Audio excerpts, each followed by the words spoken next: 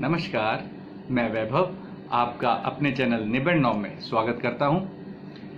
ये चैनल मैंने +1, +2 और 10th क्लास के मैथ्स के सब्जेक्ट को ध्यान में रखकर सारे लेक्चर्स को डिज़ाइन किया है और इस सारे लेक्चर्स में जहां तक आप देखेंगे, फॉलो करेंगे, आप देखेंगे कि मैंने वो हर कंसेप्ट और हर क्वेश्चंस को कवर करने की पूरी कोशिश की है जो एग्जाम में आ सकते हैं, बोर्ड एग्जाम में आ सकते हैं या 11th क्लास के अपने रेगुलर एनुअल एग्जाम्स में आते हैं। तो अगर आपको मेरा काम पसंद आए तो आप प्लीज इसे लाइक कीजिए, शेयर कीजिए, क्योंकि ऐसे बहुत सारे स्टूडेंट्स हैं जिन तक क्वालिटी एजुकेशन पहुंचनी बहुत जरूरी है, जिन तक ये क्वालिटी एजुकेशन नहीं पहुंच पा रही। तो अपने फ्रेंड्स को ये शेयर कीजिए और अगर आप ये वीडियो अपना पहला वीडियो देख रहे हैं मेरा, तो प्लीज आप इसे सब्सक्राइब करके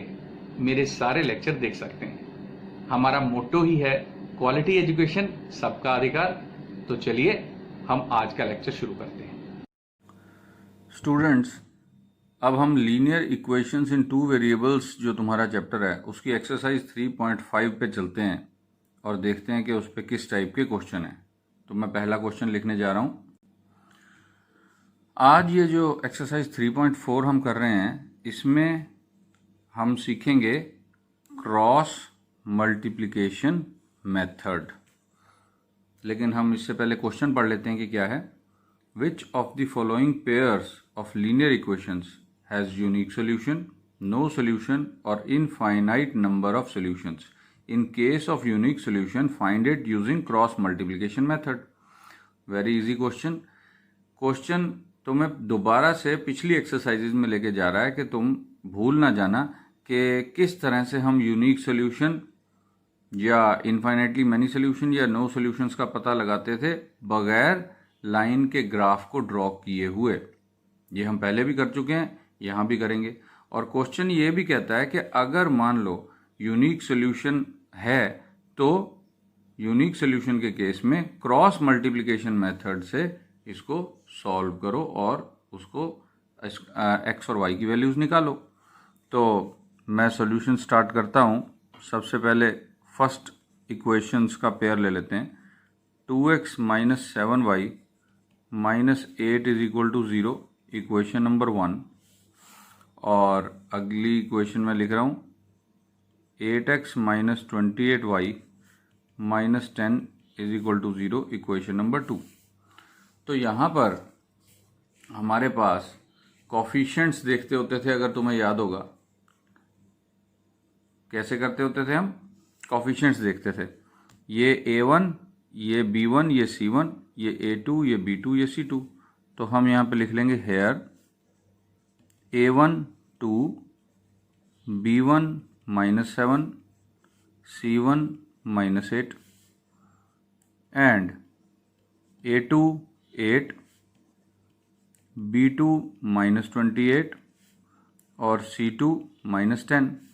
यहाँ तक तो बहुत क्लियर है कि इक्वेशन नंबर 1 के जो कोफिशिएंट्स हैं और कांस्टेंट टर्म है उसको हमने सबस्क्रिप्ट 1 के साथ, यानी कि पैर में 1 लगाकर ए बी सी के हमने लिख लिया।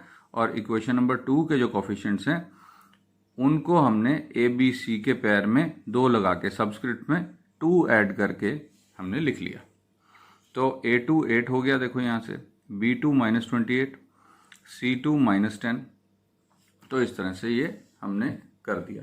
अब हम क्या कंडीशन देखेंगे? जो कंडीशन हम देखते होते थे, याद होगा तुम्हें, a1/a2 = फाइंड आउट करते हैं। a1/a2 है 2/8 = 1/4, कॉमा b1/b2 कितना है? -7/- 28, ये भी माइनस से कैंसिल, 7 4 28, 1/4।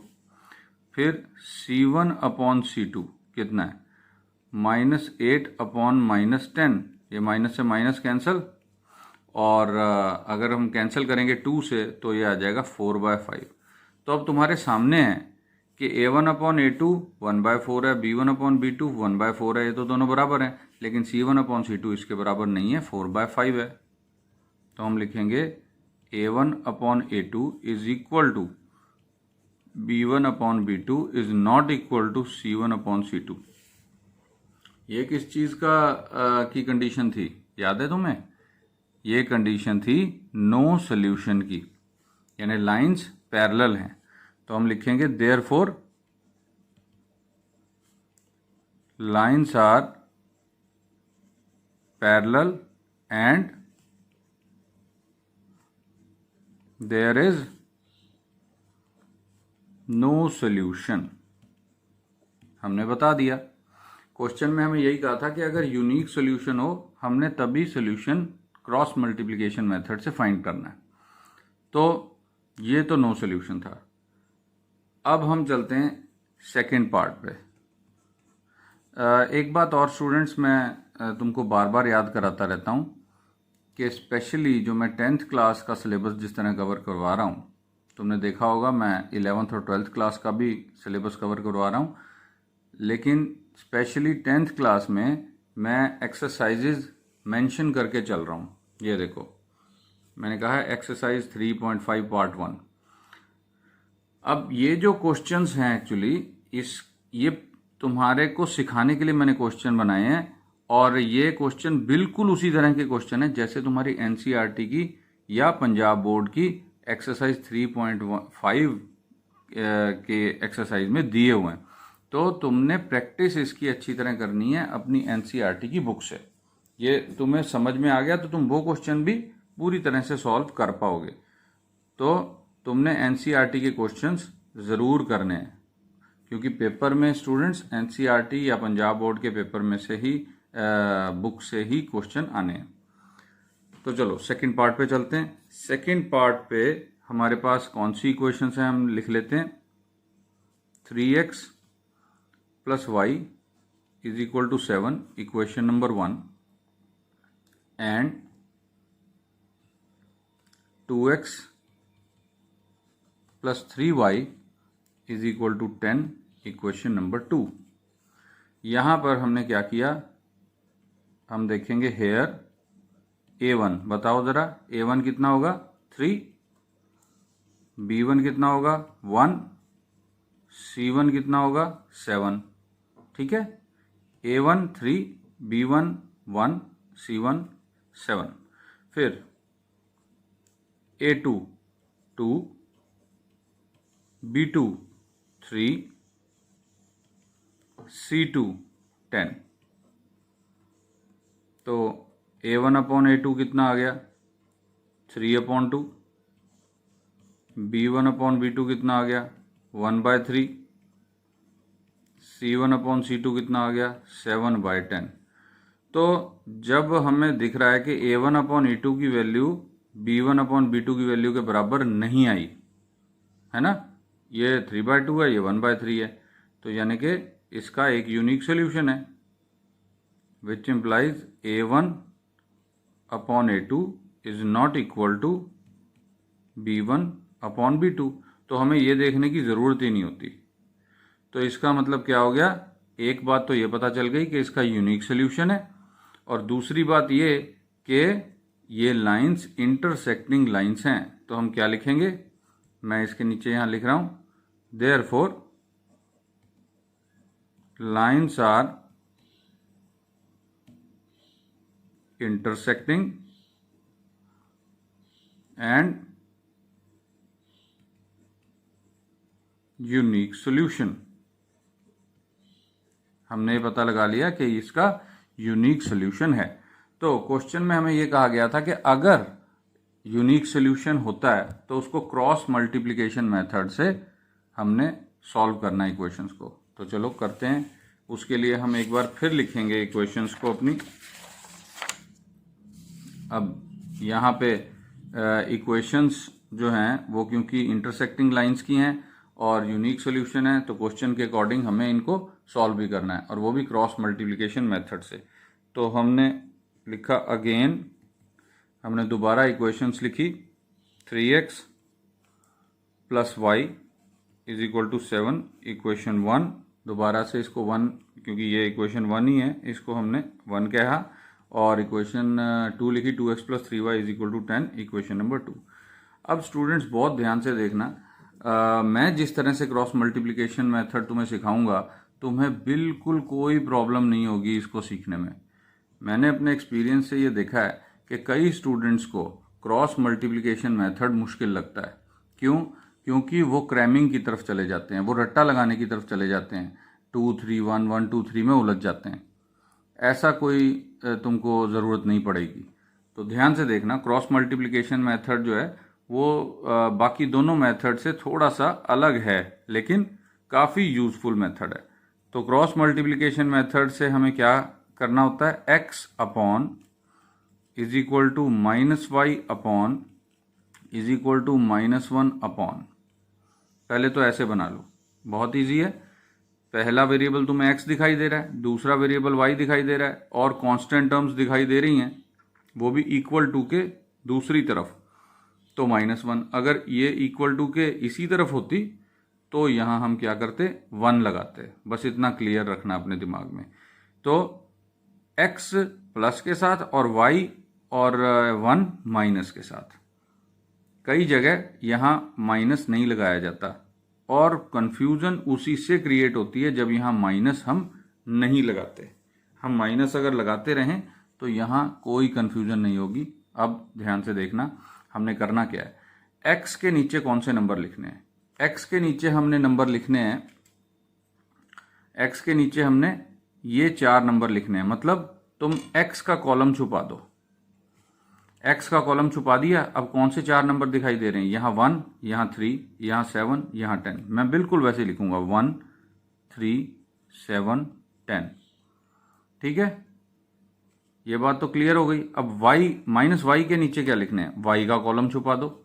y का कॉलम छुपाने के बाद हमको कौन से 4 नंबर दिखाई दे रहे हैं, 3 2 7 10, 3 2 7 10।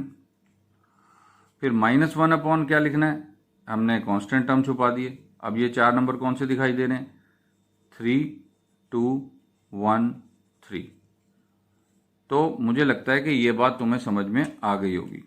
x अपॉन x का कोफिशिएंट हटा के और बाकी 4 कोफिशिएंट लिख लिए, -y अपॉन y को छोड़ दो, बाकी 4 नंबर लिख लो, और कांस्टेंट टर्म -1 अपॉन क्या लिखना है, कांस्टेंट हटा दो, बाकी 4 लिख लो। तो क्रॉस मल्टीप्लिकेशन क्या होता है, क्रॉस मल्टीप्लिकेशन होता है कि हम इस नंबर को इस नंबर से मल्टीप्लाई करेंगे, फिर माइनस लगाएंगे, फिर इस नंबर को इस नंबर से मल्टीप्लाई करेंगे, क्रॉस बनता है। और ये क्रॉस तुमने एक्चुअल में नहीं लगाना, मैं सिर्फ तुम्हें ये सिखाने के लिए लगा रहा हूं। ये क्रॉस बना, क्रॉस मल्टीप्लिकेशन, मल्टीप्लाई करना है लेकिन क्रॉस में करना है। तो x अपॉन क्या नंबर आएगा, इनको क्रॉस मल्टीप्लाई करके लिखो, 10 माइनस लगाओ 7 3 21 is equal to -y upon, फिर 3 इंटू 10 30 माइनस लगाया 7 2 14। ये माइनस फॉर्मूले का हिस्सा है। क्रॉस मल्टीप्लाई में हमेशा इसी तरह होता है कि जब हम पहला मल्टीप्लाई करते हैं तो उसके बाद माइनस लगा के दूसरा मल्टीप्लाई करके लिखते हैं number, is equal to -1 upon 3 3 9 minus लगाया 1 2 2। बस यहाँ तक ही कंफ्यूजन रहता है स्टूडेंट्स को। एक बार ये तुमने सीख लिया तो उसके बाद देखो x अपॉन क्या आएगा, -11, माइनस वाई अपॉन क्या आएगा, 30 14 कितना हो जाएगा, 16 इज इक्वल टू -1 अपॉन 7। ठीक है, यहां तक तो क्लियर हो गया होगा। अब हमने क्या करना है, अब हमने देखो इस नंबर को इसके साथ अलग इक्वेट कर देना है और इस नंबर को इसके साथ अलग इक्वेट कर देना है। यहां से हमें 2 इक्वेशंस मिली, याद रखना 2 इक्वल टू लगे हुए हैं, इसका मतलब 2 इक्वेशंस हैं। x upon -11 is equal to -1 upon 7 and minus y upon 16 is equal to minus 1 upon 7। मैंने इसको x वाली रेशो को कांस्टेंट रेशो के साथ इक्वेट किया और y वाली रेशो को कांस्टेंट रेशो के साथ इक्वेट किया, लेकिन अलग अलग कर दिया। अब दो इक्वेशंस बन गई। तो यहां से तो सॉल्व करना कोई मुश्किल नहीं है। देखो ये -11 उधर चला जाएगा, फिर से वो क्रॉस हो जाएगा, x इक्वल टू 11 अपॉन 7। ये -11 -1 से मल्टीप्लाई हुआ, x की वैल्यू आ गई, एंड ये माइनस से माइनस कैंसिल हो गया, y इज इक्वल टू 16 उधर चला गया, 16 अपॉन 7। तो देखो स्टूडेंट्स कितने स्टेप्स में आंसर आ गया, 1 2 3 4। 4 स्टेप्स के बाद आंसर आ रहा है, जो कि क्रॉस मल्टीप्लिकेशन में ही पॉसिबल है। सिर्फ अगर तुम सब्स्टिट्यूशन मेथड में जाओगे या एलिमिनेशन मेथड में जाओगे तो ऐसा होता है दोनों ही मेथड्स में कि पहले हम x की वैल्यू निकालते हैं और उसके बाद y की वैल्यू निकलती है। यहां पे क्या हो रहा है, यहां पे तुम्हारे सामने दोनों वेरिएबल्स की वैल्यूज इकट्ठी आ गई। तो एक बार फिर समझ लो, देखो हमने किया क्या है। यहां पे सिर्फ खेल इस बात का है कि यहां पे नंबर तुम किस तरह से सेट करते हो। यहां नंबर सेट कर दिए, फिर तो क्रॉस मल्टीप्लाई करना है। तो कैसे मैंने किया, पहले तो मैंने x upon is equal to minus y upon is equal to -1 upon बना लिया, और फिर नंबर कैसे भरे, देखो x अपॉन के लिए मैंने x के नंबर छुपा दिए, x के नंबर छुपा दिए। अब देखो 1 3 7 10, 1 3 7 10। माइनस वाई अपॉन लिखने के लिए मैंने क्या किया, y के नंबर छुपा दिए। कौन से नंबर दिखाई दे रहे हैं, 3 2 7 10, 3 2 7 10, ये लिख लिया। और कांस्टेंट के लिए मैंने -1 अपॉन के लिए कांस्टेंट छुपा दिए। तो कौन से 4 नंबर दिखाई दे रहे हैं, 3 2 1 3, 3 2 1 3। उसके बाद क्रॉस मल्टीप्लाई, और क्रॉस मल्टीप्लाई भी इस तरह करना है कि पहला मल्टीप्लाई हमेशा लेफ्ट टू राइट करना है। जैसे कि हम लिखते हैं, और हमारा सिस्टम है लिखने का, लेफ्ट साइड से राइट साइड की तरफ लिखते हैं ना, इस तरफ लिखते हैं। तो पहला जो हमारा मल्टीप्लाई होगा वो लेफ्ट टू राइट होगा, वो लिख दिया, माइनस लगाया, फिर राइट टू लेफ्ट, उल्टा क्रॉस बनाने के लिए। फिर यहां पे भी ऐसा ही, पहला मल्टीप्लाई लेफ्ट टू राइट होगा, माइनस लगाया, फिर इसको इससे मल्टीप्लाई, क्रॉस में मल्टीप्लाई, और इसी तरह ये भी। तो जब ये बना लिया हमने और ये सॉल्व करके लिख लिए नंबर, तो हमने क्या किया, x की रेशो को कांस्टेंट से अलग इक्वेट कर दिया और y की रेशो को कांस्टेंट से अलग इक्वेट कर दिया। अलग अलग इक्वेट करने के बाद हमारे पास आंसर आ गए। दोनों वेरिएबल्स का इकट्ठा आंसर क्रॉस मल्टीप्लाई में ही आता है, और ये बहुत यूजफुल मेथड है, इसको तुमने ज़रूर सीखना है। ज़्यादातर स्टूडेंट्स इससे डरते हैं, लेकिन कोई बात नहीं, तुमने ये क्लास, मेरी क्लास अटेंड की है, तो मुझे नहीं लगता कि तुम्हें मुश्किल लगा होगा। प्रैक्टिस करोगे तो सॉल्व भी हो जाएगा। चलो अब हम नेक्स्ट पार्ट पे चलते हैं, जो थर्ड पार्ट था हमारा। तो थर्ड पार्ट में इक्वेशंस थी हमारे पास 2x minus 3y is equal to 5, equation number 1, 4x minus 6y is equal to 10, equation number 2। अब हमने यहाँ पे वही करना है। पहले तो a1 2 है, b1 -3 है, c1 5 है, a2 4 है, b2 -6 है, और c2 10। तो a1 अपॉन a2 क्या आ गया, a1 अपॉन a2 आ गया 2 अपॉन 4, यानी कि कैंसिल करके 1 upon 2, comma b1 upon b2 कितना आ गया, -3 अपॉन -6, माइनस से माइनस कैंसिल, 1 अपॉन 2, 3 2 द 6। फिर c1 अपॉन c2 कितना आ गया, 5 अपॉन 10, कैंसिल करके ये भी 1 अपॉन 2। ठीक है, तो यहां से हमें क्या मिला, therefore a upon a2 is equal to b upon b2 is equal to c1 upon c2। तो ये किस चीज की कंडीशन होती है, ये कंडीशन होती है इनफाइनाइटली मैनी सॉल्यूशंस की। और लाइनें कैसी होती हैं, लाइनें होती हैं कोइंसिडेंट। तो therefore lines are coincident and infinite number of solutions. ये आ गया। तो मैंने तीनों केसेस करके दिखा दिए और फोर्थ पार्ट जो है इस क्वेश्चन का वो तुमने खुद करना है, तुम्हारे लिए छोड़ रहा हूं मैं।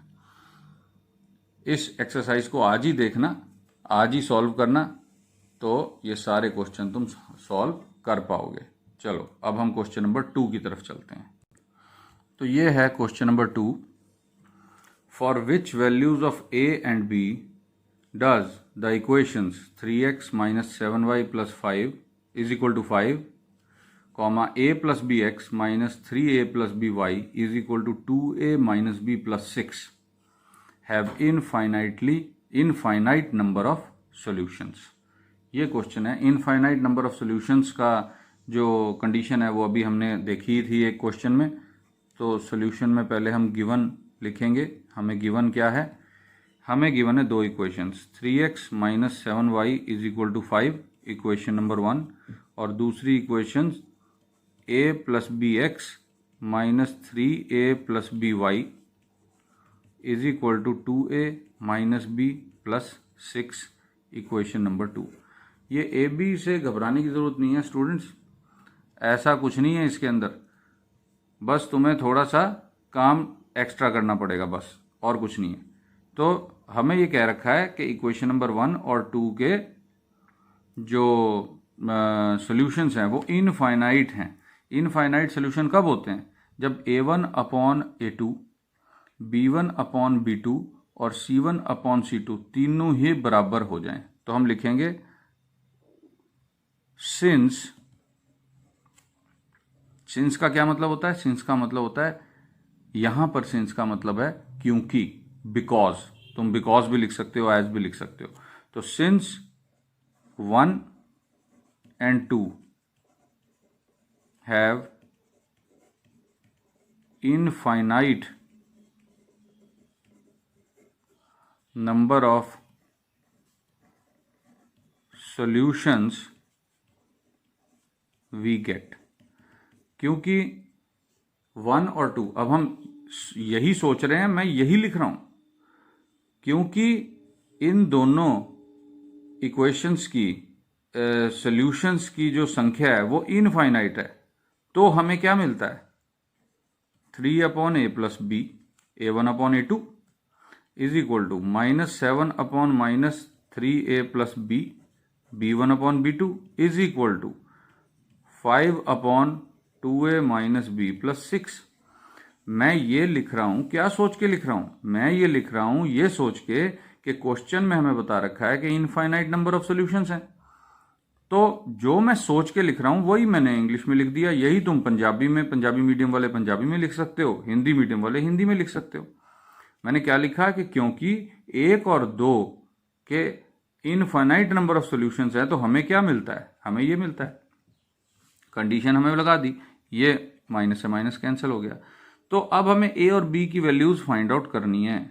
तो ए और बी की वैल्यूज हम उसी तरह फाइंड आउट करेंगे जैसे क्रॉस मल्टीप्लिकेशन मेथड में हमने अभी सॉल्व किया था। जब भी तुम्हें ऐसी दो इक्वेशंस बनी हुई दिखाई दें, मतलब 2 बार इक्वल टू आ जाए, तो एक तरफ जरूर ध्यान दिया करो कि एक रेशो को इससे अलग इक्वेट कर दो और दूसरी रेशो को इससे अलग इक्वेट कर दो,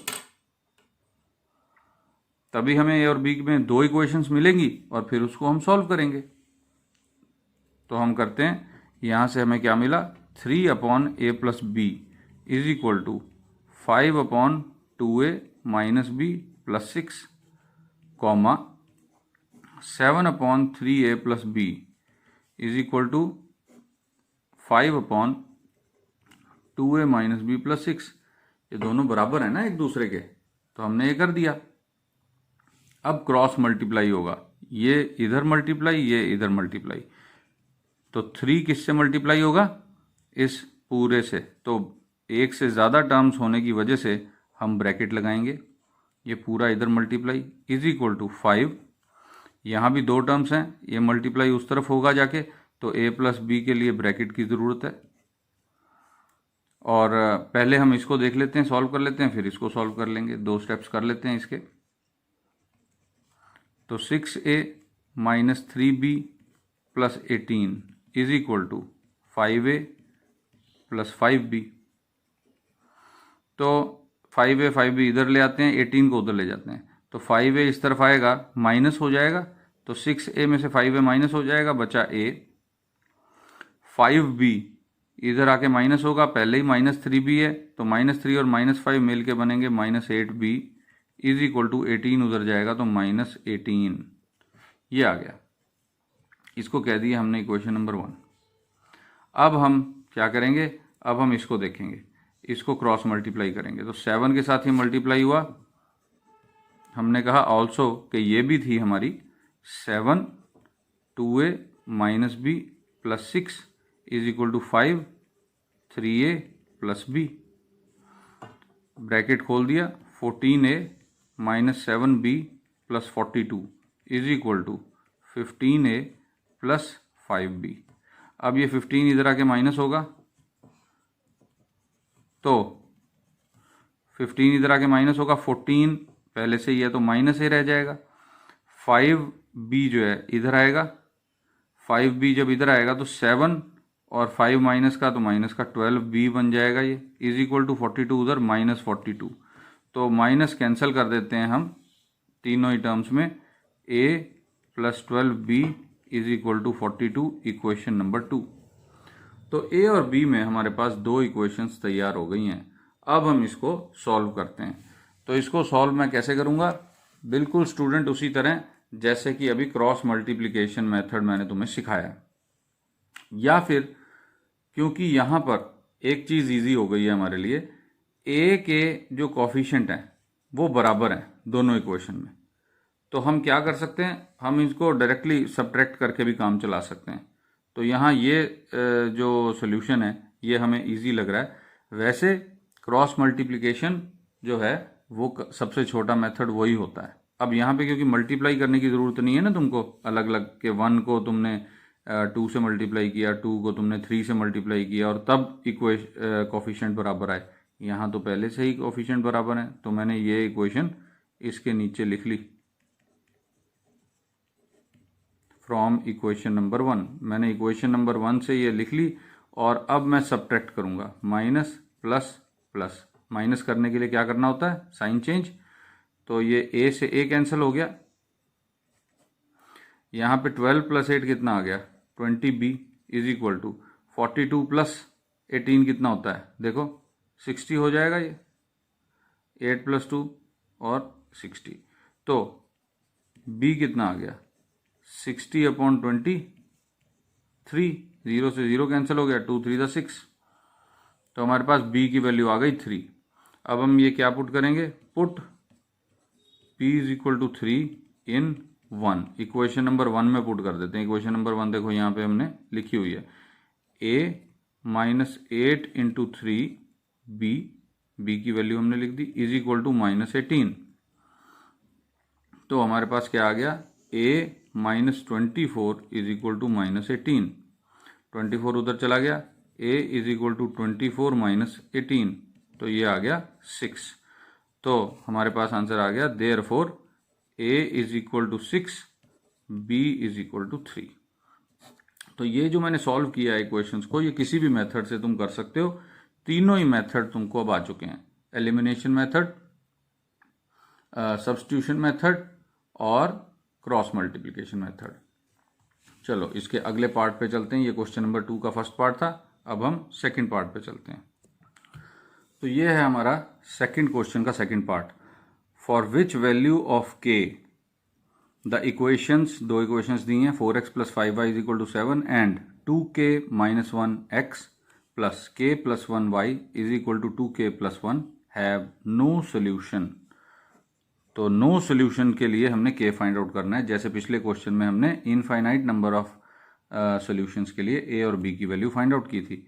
तो सबसे पहले हमने क्या लिखना है, वही गिवन 2 इक्वेशंस हैं, 4x plus 5y is equal to 7 equation 1, फिर 2k minus 1x plus k plus 1y is equal to 2k plus 1, equation number 2।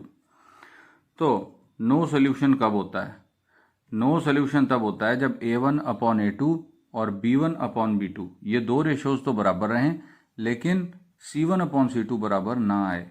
तो हम लिखेंगे कि सिंस का मतलब यहाँ पे क्या है? क्योंकि since there is no solution we get, क्योंकि नो सोल्यूशन है तो हमें क्या मिलता है? 4 upon 2k minus 1 is equal to 5 upon k plus 1 is not equal to 7 upon 2k plus 1। a1 upon a2 is equal to b1 upon b2 is not equal to c1 upon c2। यही condition होती है no solution की। तो यहाँ पे जो ये equation बनी हुई है, ये इक्वल टू है ना, इस इक्वल टू के लिए हम k की वैल्यू फाइंड आउट कर लेंगे, नॉट इक्वल टू को फिलहाल छोड़ देते हैं। तो हमने यहाँ क्रॉस मल्टीप्लाई किया, 4k प्लस 1 इधर आ गया और ये k 2k माइनस 1 इधर जाएगा, is equal to 5 2k minus 1। हमने ब्रैकेट ओपन कर दिया, 10k माइनस 5। इसके बाद 10k इधर आ गया, 4k minus 10k minus 6k is equal to, ये जो 4 है वो उधर चला गया तो माइनस 9। ठीक है, माइनस से माइनस कैंसल, तो k इज इक्वल टू 9/6। ये 3 से कैंसिल हुआ तो 3/2, k की वैल्यू 3/2 आ गई। अब एक चीज़ और देखते हैं हम कि k की वैल्यू 3/2 2k प्लस 1 को क्या बनाती है? 2k प्लस 1 को क्या बनाएगी?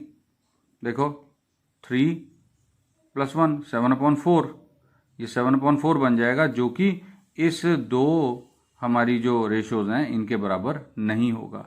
तो k की वैल्यू क्या आ गई? Therefore k is equal to 3/2। 3/2 के लिए ये जो हमारा इक्वेशंस का जोड़ा है, पेयर ऑफ लीनियर इक्वेशंस, इसके कोई सोल्यूशन नहीं निकलेगा। तो ये क्वेश्चन सॉल्व हो गया। अब हम चलते हैं क्वेश्चन नंबर 3 की तरफ। तो ये है तुम्हारी एक्सरसाइज का question number 3। Solve the pair of linear equations by cross multiplication method. तो हमें ये कहा गया है कि इसको सॉल्व करो, क्रॉस मल्टीप्लाई मेथड जो है वो अप्लाई करो। तो हम सोल्यूशन कैसे स्टार्ट करेंगे? हम पहले लिखेंगे गिवन दो equations, 5x minus 3y is equal to 1, equation number 1, 3x plus y is equal to 9, equation number 2। तो क्रॉस मल्टीप्लाई का मेथड कैसे मैंने अभी सिखाया था तुमको, x upon is equal to minus y upon is equal to -1 upon. ये -1 तभी आएगा जब इक्वल टू के इस तरफ कॉन्स्टेंट्स पड़े होंगे, ये ध्यान रखना। y में हमेशा माइनस आएगा ही। तो x के नीचे कौन से नंबर लिखने हैं? x को छोड़ दो, बाकी नंबर -3 1, देखो -3 1 1 9 1 9। अब माइनस वाई के नीचे कौन से नंबर लिखने हैं? इनको छोड़ दो, y वालों को छोड़ दो। तो क्या दिखाई दे रहा है? 5 3 1 9, 5 3 1 9। -1 के नीचे क्या लिखेंगे? इनको छोड़ दो, ये बाकी 4, 5 3 -3 1। तो यहां से क्या आ जाएगा? x अपॉन -27 -1, इसको इससे मल्टीप्लाई किया, माइनस लगाया, इसको इससे मल्टीप्लाई किया, is equal to -y upon इसको इससे मल्टीप्लाई किया 45 माइनस इसको इससे मल्टीप्लाई किया 3, इज इक्वल टू -1 अपॉन इसको इससे मल्टीप्लाई किया 5 माइनस लगाया, इसको इससे मल्टीप्लाई किया, तो -3 इंटू 3 कितना आ जाएगा? -9। माइनस का 9 आएगा तो ये प्लस हो जाएगा, +9 हो जाएगा। माइनस ऑफ माइनस प्लस होता है क्योंकि। तो x upon -28 is equal to -y upon 42 is equal to -1 upon 14। ठीक है, अब हमारे पास क्या आ गया? x upon -28 is equal to -1 upon 14, comma -y upon 42 is equal to -1 upon 14। देखो इसको कैसे करना है एक बार फिर बता देता हूं। इसको अलग इक्वेट कर दो, इसको अलग इक्वेट कर दो, मतलब इसकी इक्वेशन इसके साथ अलग बना दी, कॉमा लगाया, इसकी इक्वेशन इसके साथ अलग बना दी। इस तरह से हमने करना है। तो देखो दोनों तरफ से माइनस कैंसिल हो गया दोनों में ही, तो x की वैल्यू क्या आ गई 28/14 2, और y की वैल्यू क्या आ गई 42/14 3, 14 2 द 28, 14 3 द 42। तो ये तुमने सॉल्व कर दी इक्वेशन। तो आज हम यहीं पे लेक्चर अपना कंप्लीट करते हैं, और तुम इस एक्सरसाइज को 3.5 को करना शुरू करो, क्रॉस मल्टीप्लाई मेथड अप्लाई करना शुरू करो। अब हम मिलेंगे अगली क्लास में, तब तक best of luck, thank you.